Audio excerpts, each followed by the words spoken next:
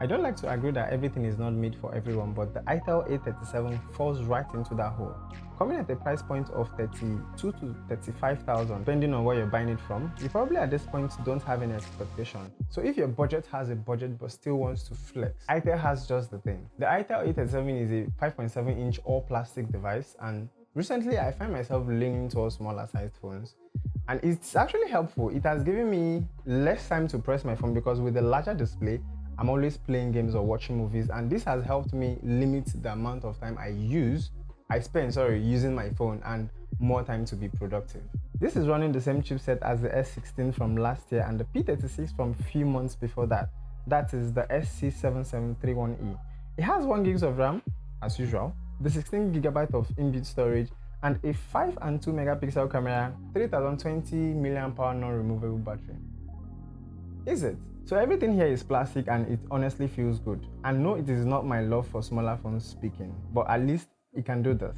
Would it breathe? We have the usual micro USB for charging, we have the volume key and the power button on the right.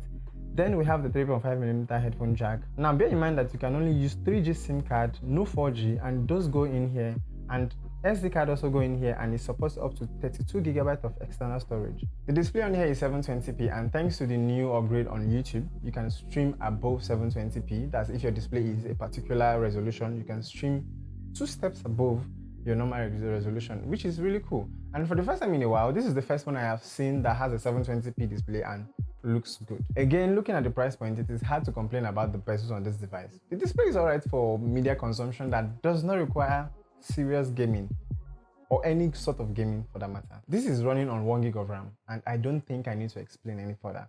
It is not just slow, it is comfortably slow. I had it in mind that this is going to be slow, but it did not break my expectation. Probably my expectation was somewhere around here, and it was somewhere around here. So yeah, it is reasonably slow. I don't think Itel had gaming in mind while making this device. The 3020 mAh battery is enough for day-to-day usage. Call, text, watch movies and watch videos. That is totally enough. But on the standby mode, the A37 is an absolute beast. I had it on a no internet, no Wi-Fi, no movie mode, and it can literally last you for days. So okay, I'm not saying other devices cannot last this much or last more than this on standby mode. The A37 has not much built into it, so it doesn't have that need. Okay, let's assume you have a phone with all the features. You would want to press something, you want to check something. But with the A37, doesn't really have much going on. So it's basically just make calls, watch movies, scroll the internet a little bit and make more calls. Yes. So if you're someone who just wants to have an auxiliary phone where you can use to make calls, okay, this is my emergency phone. I don't want it to go off. I always want it on. The A37 is just the thing for you. You have a grandma, the A37 is for her. You have a grandpa, the same thing.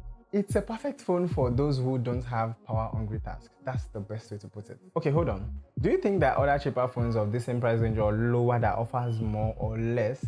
Let us know in the comment section below. We would be so happy to know that there is something cheaper. And also, I would like to know your thoughts. What do you think about the A37 and who do you think it fits more? Okay, back to the video. One thing that annoys me more is the 2 megapixel. Okay.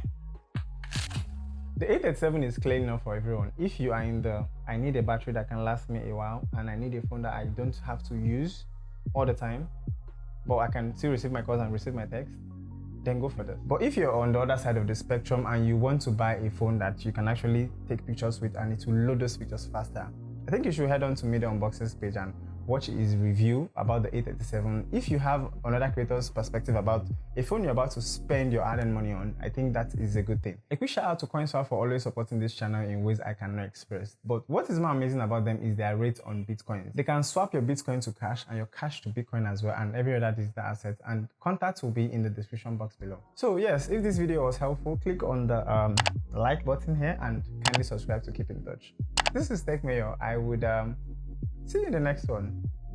Peace.